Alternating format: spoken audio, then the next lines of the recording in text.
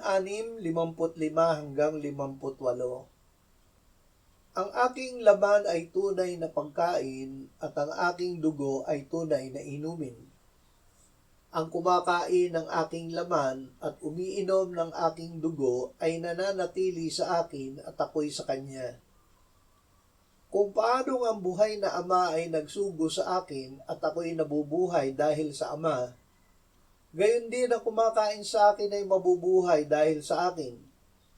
Ito ang tinapay na bumabang galing sa langit, hindi gaya ng tinapay na kinain ng inyong mga ninuno at sila'y namatay.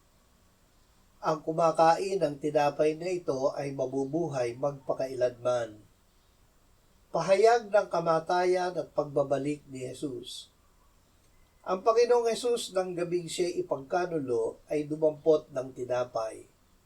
At nang siya'y makapagpasalamat, ito ay kanyang pinagputol-putol at sinabi, "Ito'y aking katawan na pinagputol-putol para sa inyo. Gawin ninyo ito sa pag-aalaala sa akin." Sa gayon ding paraan ay kinuha niya ang kopa.